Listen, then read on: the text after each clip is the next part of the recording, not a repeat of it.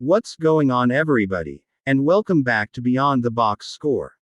It's Wednesday, October 8th, 2025, and we've got another loaded MLB postseason slate to dive into. The kind of slate that separates contenders from pretenders.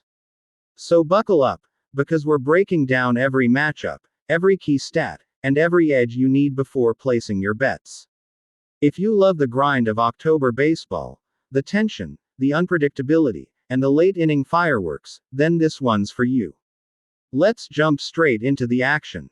We start things off in Detroit for Game 4 of the ALDS, where the Seattle Mariners take on the Tigers at 3:08 p.m. Eastern on FS1. The Mariners haven't officially announced a starter yet, but it's likely to be Bryce Miller, or maybe a bullpen-heavy approach.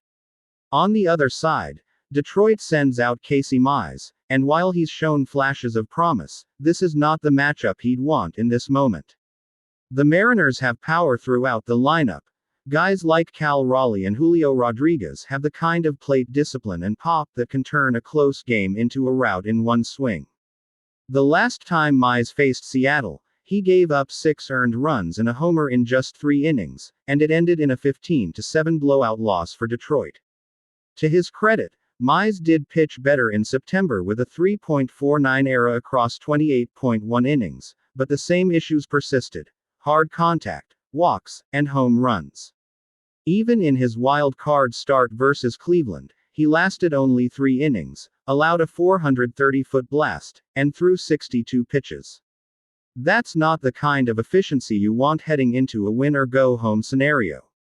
Seattle's been hitting well, and with their bullpen rested and their bats heating up, they've got the edge. I'm rolling with the Mariners on the money line to punch their ticket to the ALCS.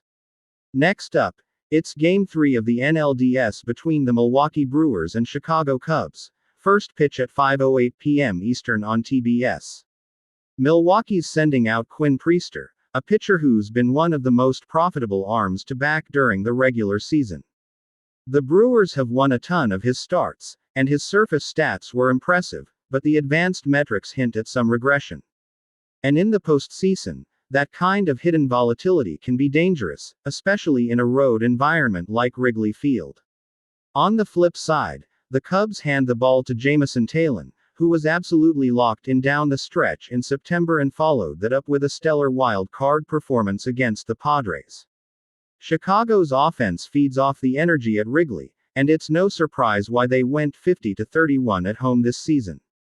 Milwaukee's lineup has exploded for 16 total runs through the first 2 games, but playing on the road, with Priester making his postseason debut, I think this is the game where Chicago's experience and home field energy make the difference.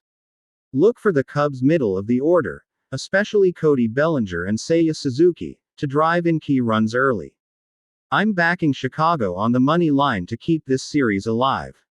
Now we shift to the Bronx, where the New York Yankees have forced a Game 4 against the Toronto Blue Jays. First pitch at 7:08 p.m. Eastern, also on FS1.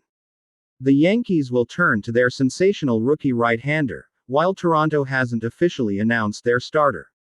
There's a chance we see Max Scherzer open the game for an inning or two before turning it over to the bullpen, given the Blue Jays' injury situation and rotation fatigue. But let's be honest.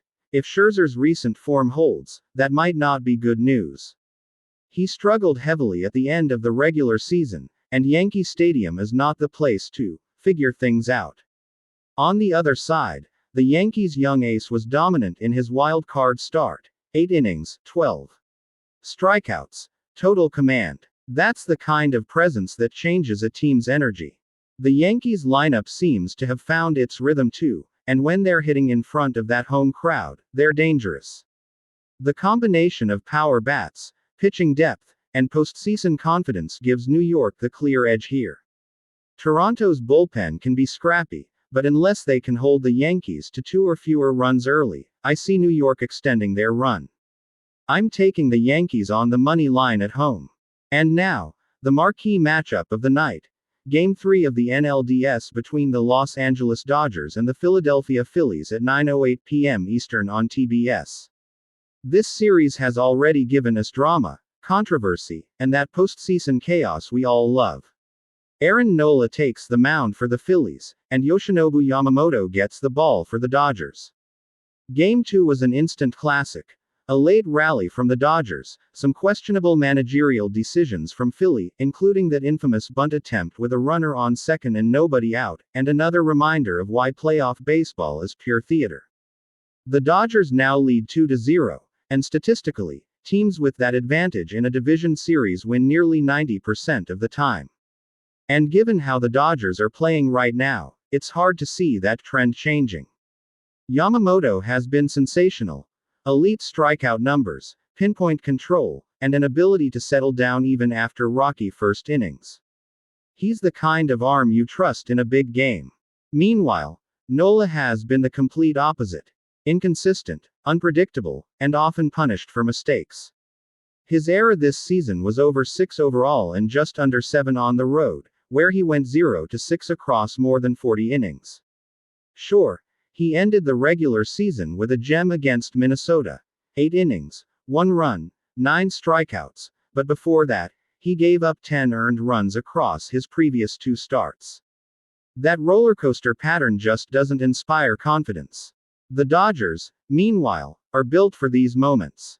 They've been clutch in late innings all postseason, Mookie Betts setting the tone, Freddie Freeman producing timely hits, and that middle of the lineup constantly finding ways to extend rallies. The bullpen, often a weak spot in recent years, has been quietly dominant in this playoff run. With all that momentum, I'm sticking with Los Angeles on the money line to close out the series and move on to the NLCS. Philly may show some fight early, but Yamamoto's command and the Dodgers' offense should eventually take over. So that's the full slate for Wednesday, October 8th. 4 postseason games, each with its own storyline, momentum swings, and betting angles. Whether it's the Mariners' power surge, the Cubs' home field desperation, the Yankees' rookie sensation, or the Dodgers' championship poise, every game has a narrative that could define this postseason. These are the moments we live for. When every pitch, every swing, and every managerial decision feels like it could change history. That's all for today's breakdown. If you enjoyed the analysis and want more in-depth previews, stats, and predictions for every postseason matchup, make sure to hit that like button and subscribe to Beyond the Box Score. Drop your picks in the comments. Who's moving on? Who's getting eliminated? And what's your best bet for the day? Until next time, this is Beyond the Box Score, where the numbers tell the story, but the story goes beyond the box score.